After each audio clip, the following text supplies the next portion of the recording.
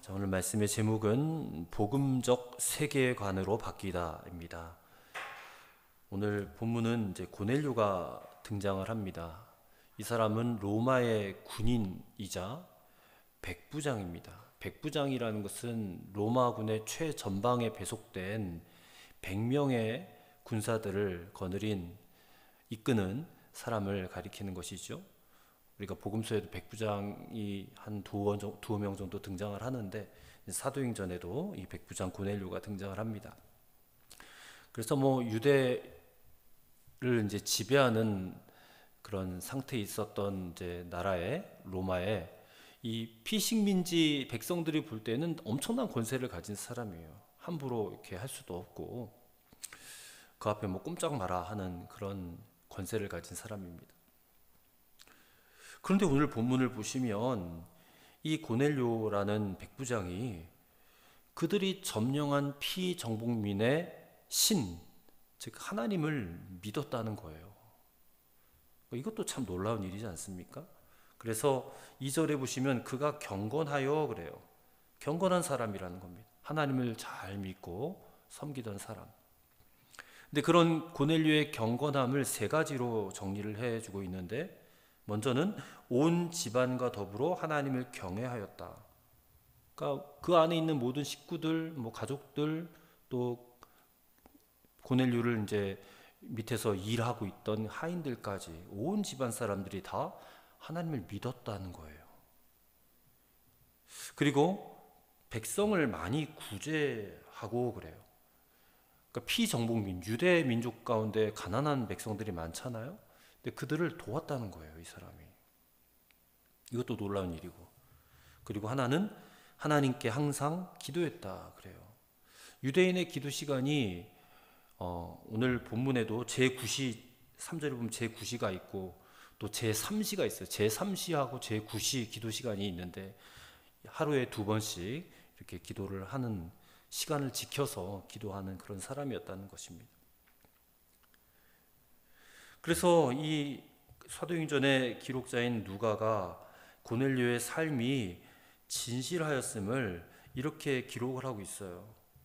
4절에 나와 있죠. 천사가 이르되 내 기도와 구제가 하나님 앞에 상달되어 기억하신 바가 되었다. 천사의 말이지만 하나님께서 그의 경건함을 인정하셨다라는 그런 의미잖아요. 내 기도, 구제, 그러니까 모든 하나님을 향한 선한 행위들이 하나님이 다 받으셨다, 연락하셨다. 그리고 그것이 응답으로 왔는데 그 응답이 뭐냐면 5절입니다. 내가 지금 사람들을 요바에 보내어 베드로라 하는 시몬을 청하라. 사람을 보내서 베드로를 청해서 그와 만나라. 이게 하나님의 응답이에요.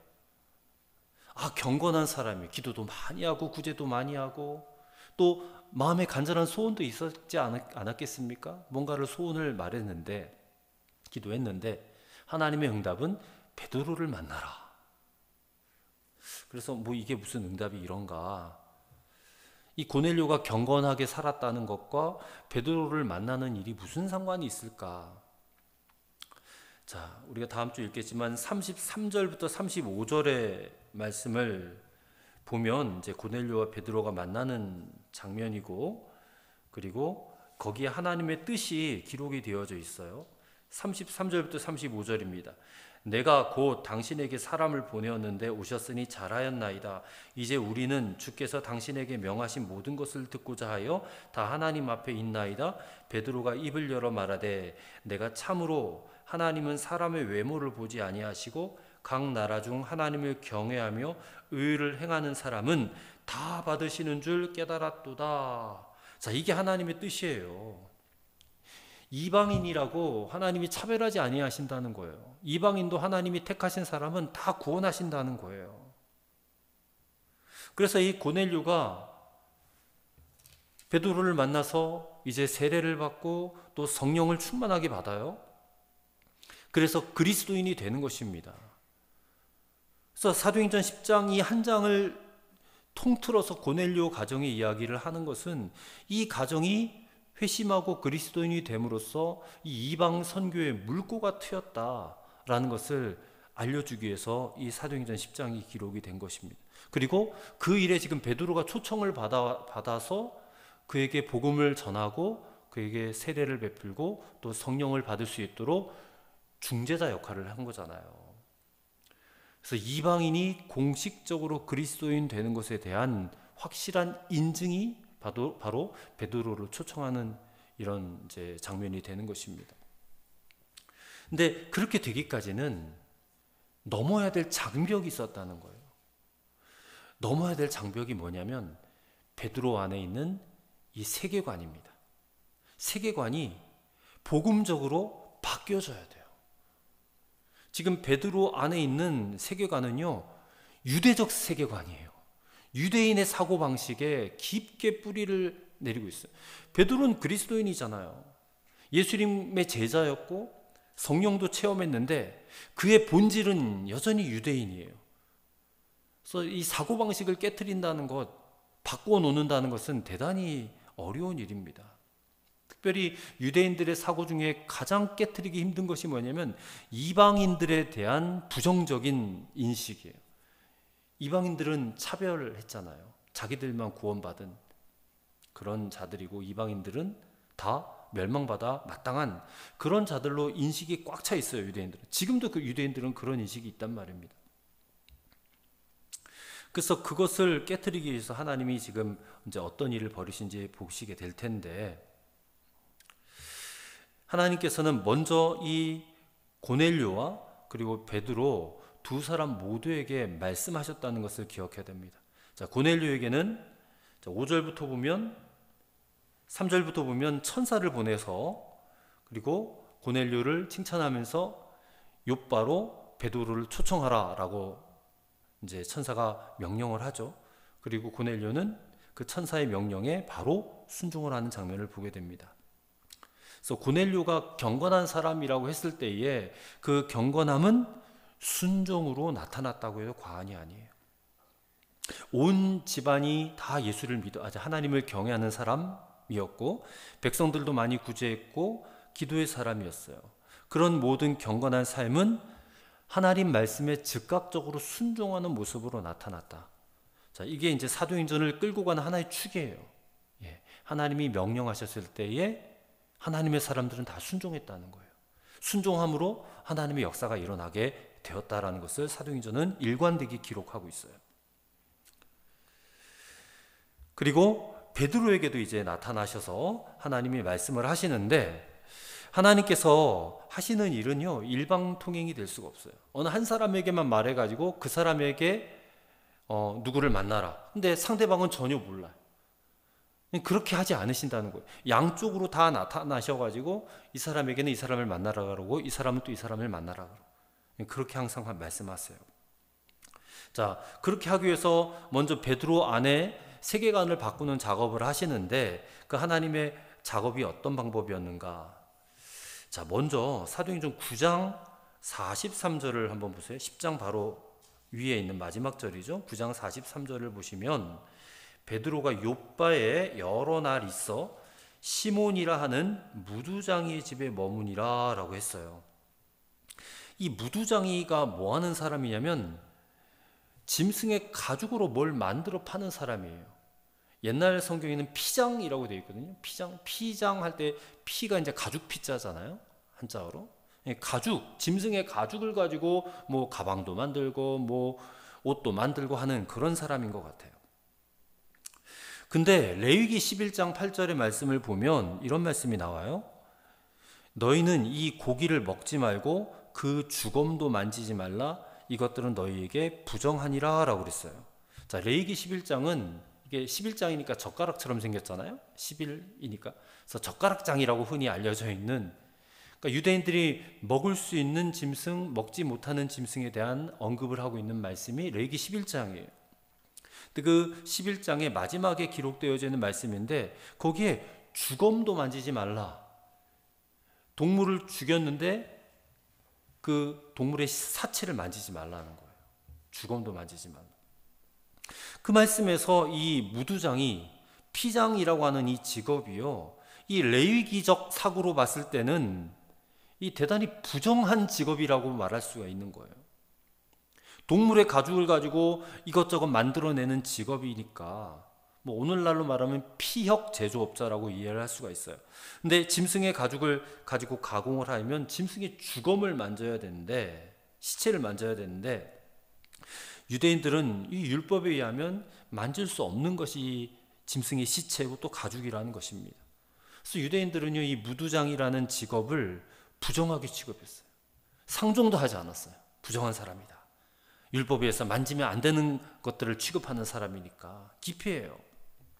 근데 9장 43절에 베드로가 이 사람의 집에 거했다는 거예요. 이것도 참 놀라운 일이죠. 베드로가. 물론 이 시몬이라는 사람도 회심해서 그리스도인이 되었을 거예요. 그래서 그 사람과 함께 거했을지도 있지만, 베드로가 이 무두장이라고 하는 부정한 직업에 대해서 어느 정도는 좀 마음이 열려져 있었던 게 아닌가 하는 생각을 갖게 되는 것입니다. 더구나 하나님께서 베드로에게 야, 너는 왜 율법에서 부정하다고 하는 이 직업을 가진 무두장이 집에 거할 수 있느냐 하고 책망하지도 않으셨다는 거예요. 그러니까 하나님의 관점에서 봤을 때는 이미 예수 그리스도를 영접한 사람에게는요, 더 이상 구약의 율법이 효력을 미치지 못해요. 율법으로 제어할 수 없게 되는 것입니다. 예수님을 믿는 순간부터 그 사람은 그리스도의 피로 의롭다 칭함을 받은 사람이기 때문에 더 이상 율법으로 인해서 의롭다 되는 것이 아니고 그리스도의 피로 의롭다 되어지기 때문에 더 이상은 상관이 없는 거예요. 그래서 오늘 본문 10장 9절을 보시면 이제 고넬료가 욥바에 사람을 보내서 이제 베드로가 있는 곳에 거의 도착할 무렵에, 자, 베드로는 그 시각에 기도하려고 지붕에 올라갔다 그러는데 그 시각이 몇 시라고 기록되어 있어요? 제6시라고 되어 있어요. 제6시는 낮 12시예요. 아까 제가 유대인의 기도 시간은 제3시와 제9시라고 그랬잖아요. 근데 제6시에 기도를 했어요. 이 사람은, 베드로는. 그러니까 이게 유대인의 습관과는 지금 상관없이 기도를 하고 있었다는 거예요. 아무 때나 기도할 수 있는 거예요, 이제는. 율법에 의하면 제3시, 제9시 기도 시간을 지켜야 돼요. 근데 지금 제6시에 기도했단 말이에요, 베드로는.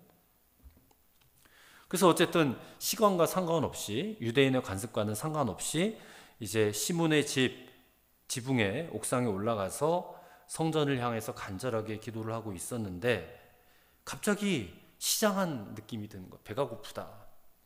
이 유대인들 한번 기도 시작하면요, 몇 시간씩 기도한대요.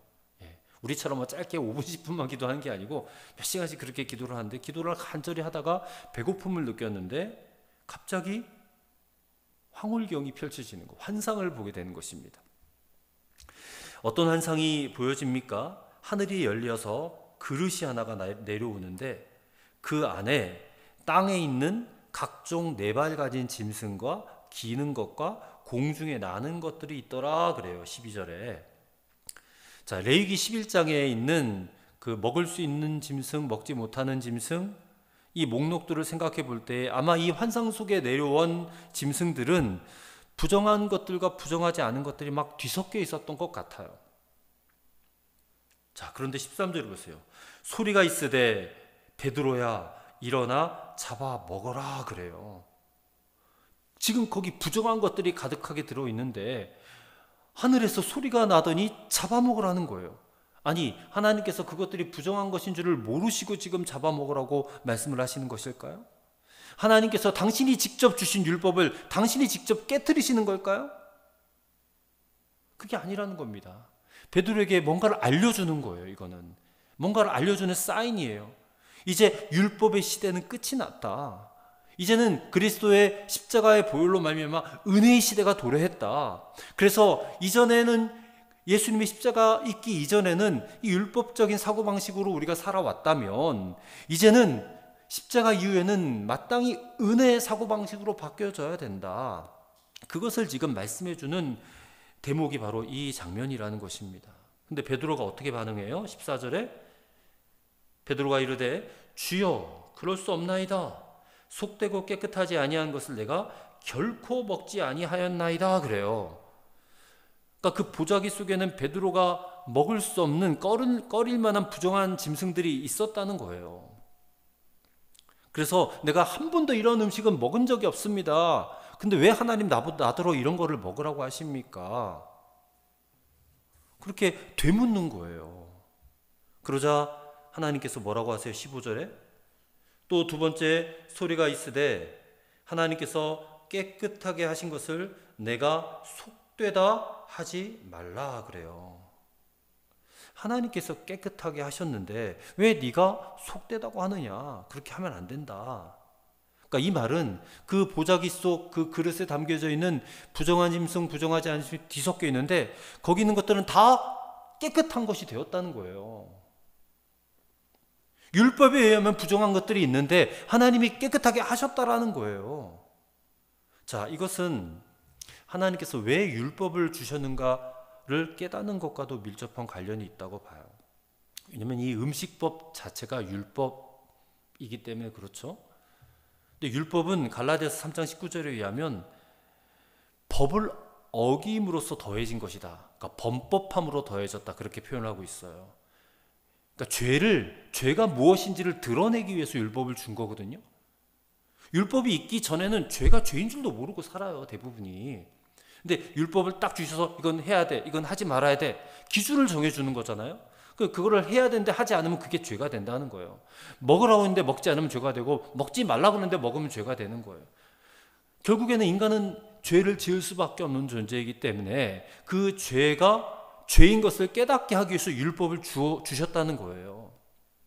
근데 그것은 결국에는 이 죄를 속하기 위해서 죄의 사함을 받기 위해서 율법이 주어진 건데 이 모든 율법의 규례들은 다 본질적으로는 예수 그리스도를 향해 있는 거예요.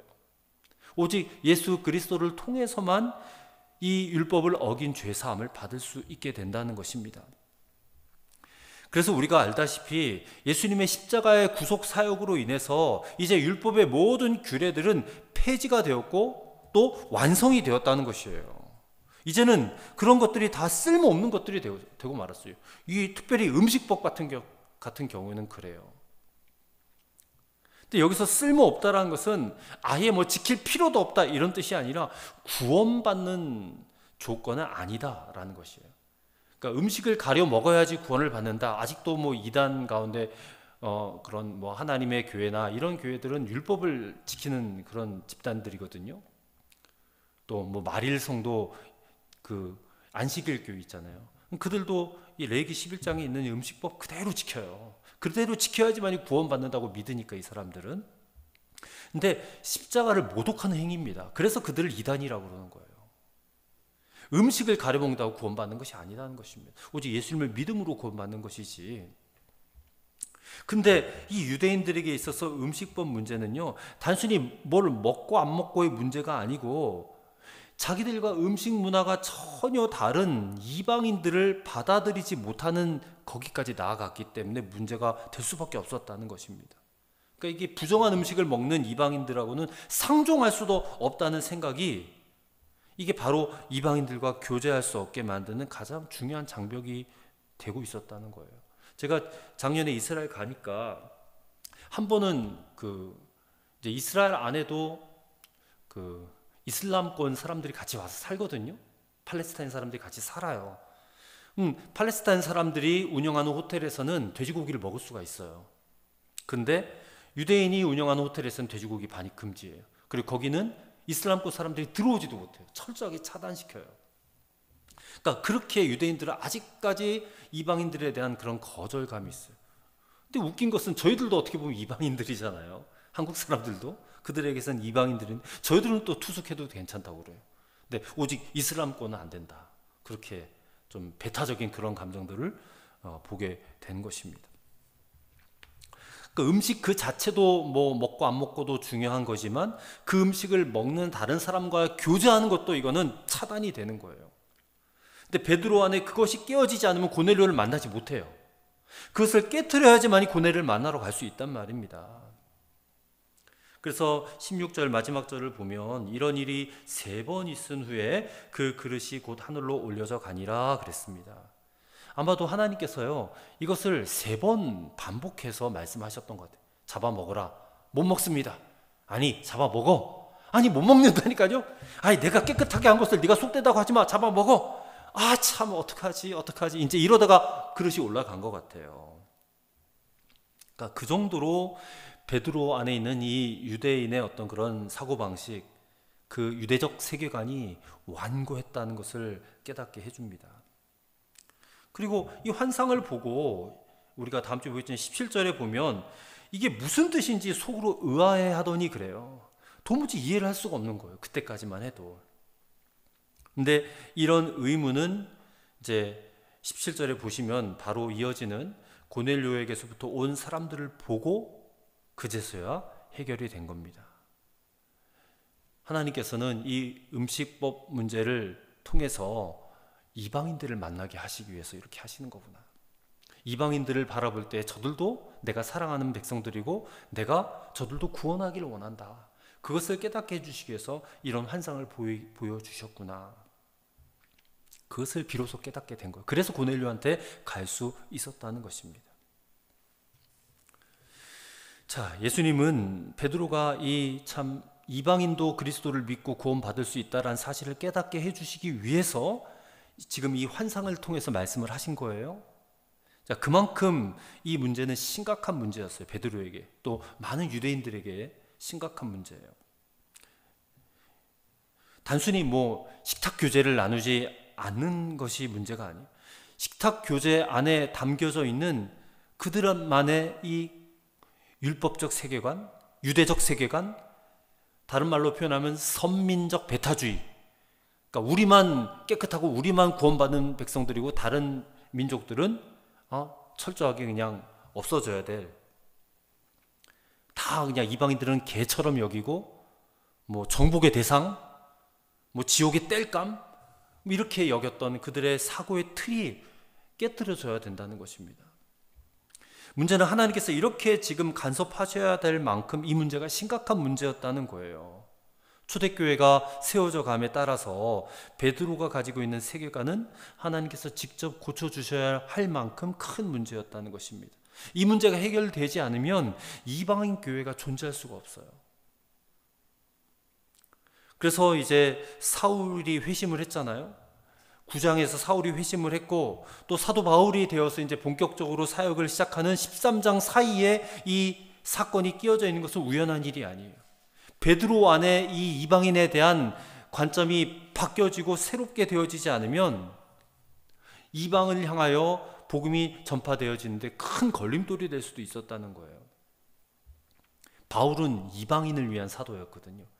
오늘 우리가 있는 것도 사도 바울 때문에 우리가 있는 거예요. 베드로 때문에 있는 게 아니에요. 사도 바울 때문에 우리가 지금 이 자리에서 예배를 드릴 수가 있는 것입니다. 그래서 예루살렘 교회는 반드시 이제 이방인들을 자신들과 동등한 그리스도인으로 인정하기 위한 어떤 그런 진통을 겪어야 됐고 그 진통을 겪는 선두주자가 베드로였다라는 것입니다. 자, 그러면 이 대목을 보면서 우리가 깨닫는 교훈이 무엇이 있을까?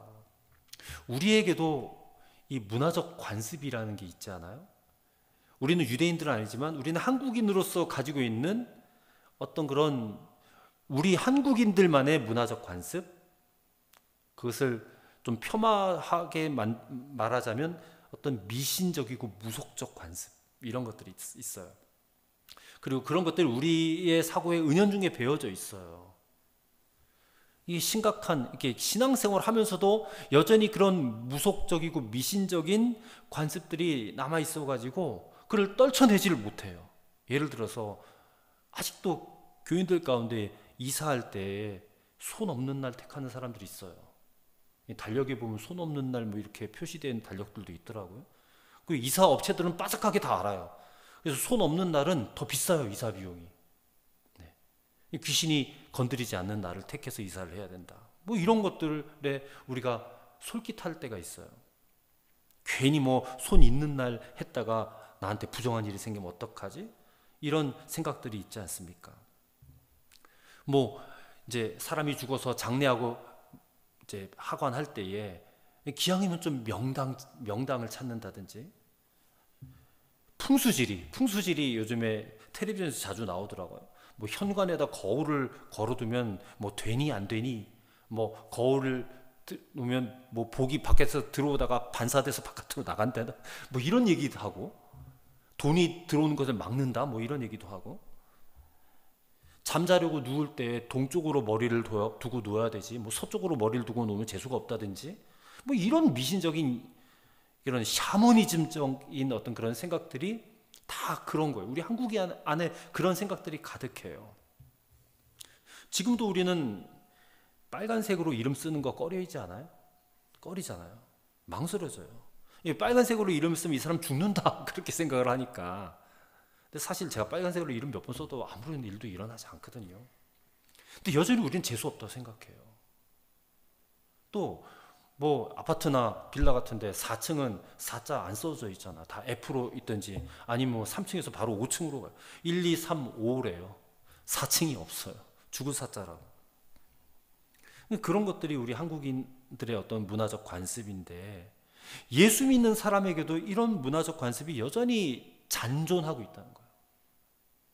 특히 이제 나이가 좀 드셔가지고 예수 믿은 분들, 그런 분들은 이런 사고방식 깨기가 너무너무 힘들어요. 정말 힘들어요. 또 이런 생각들이 이제 기독교라는 이 종교 의식과 또 만날 때에, 아, 목사는 이래야 되고 저래야 되고, 예배는 이래야 되고 저래야 되고, 찬양은 이래야 되고 저래야 되고, 뭐가 어떻게 돼야 되고, 무엇이 괜찮고 무엇은 안 되고, 이런 형태들로 그냥 나타나요. 또 교회 안에서도. 예수 그리스도의 복음은 이런 모든 세상적 세계관과 관습에서부터 우리를 자유케 하는 능력이에요. 우리는 거기서부터 벗어나야 돼요. 왜 계속 거기에 사로잡혀서 그대로 하지 않으면 뭔가 나에게 부정탈 것 같고, 나한테 뭔가 안 좋은 일이 있을 것 같고, 아직 자유함을 느끼지 못하는 거예요. 복음은 우리를 자유케 했는데 우리는 여전히 거기에 얽매여 있어요. 그래서 세계관이 바뀌어야 된다는 거예요.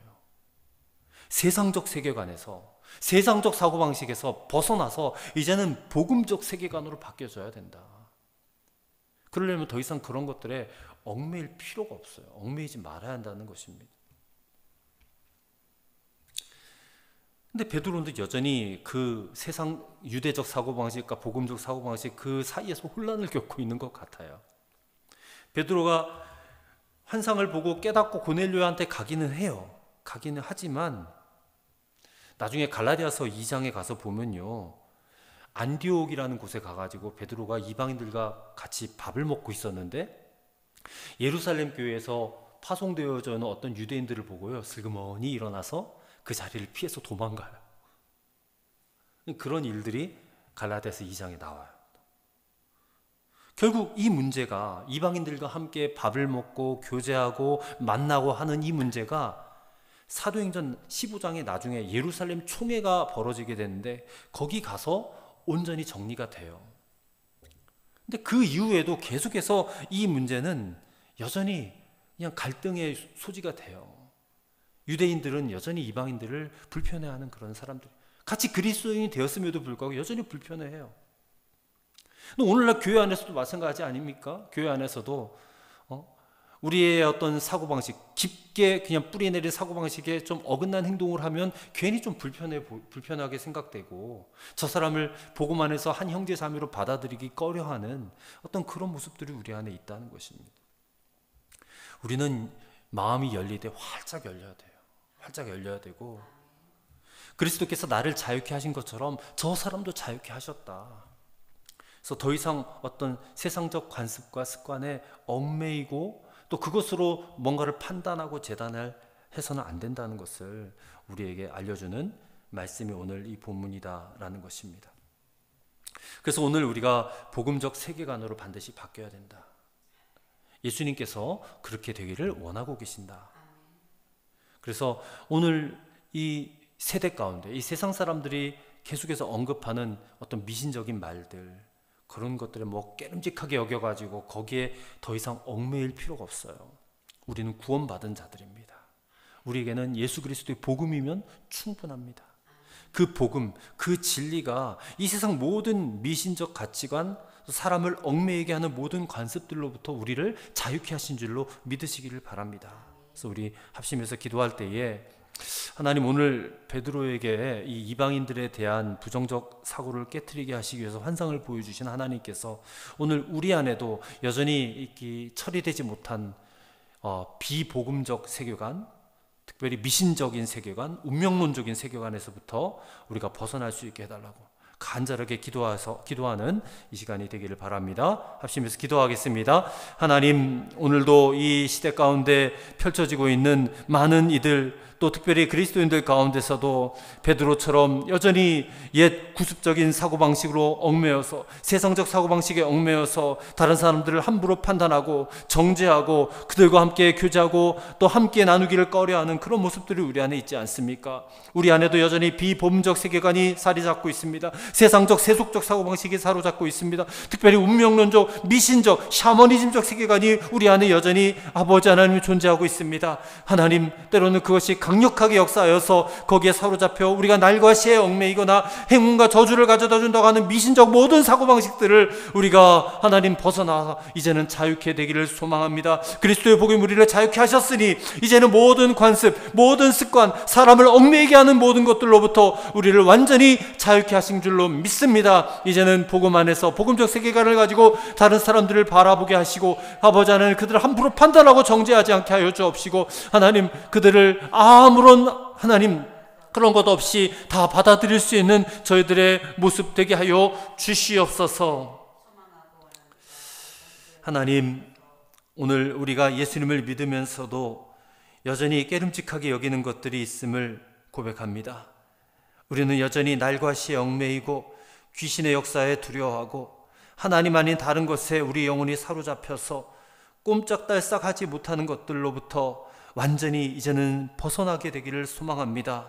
예수 그리스도의 십자가가 우리를 얽매이는 이 비복음적 세계관, 운명론적 세계관, 미신적인 세계관에서부터 우리를 완전히 자유케 하셨음을 믿습니다. 이제는 복음적 세계관으로 완전히 바뀌어지게 하시고 그 세계관으로 다른 이들을 하나님 우리가 대할 때에 그리스도 안에서 한 형제 자매로 온전히 받아들이고 하나 되고 교제하고 사랑하는 그런 교회를 이루어갈 수 있게 하여 주시옵소서. 우리 구주 예수 그리스도 이름으로 간절히 기도하옵나이다. 아멘.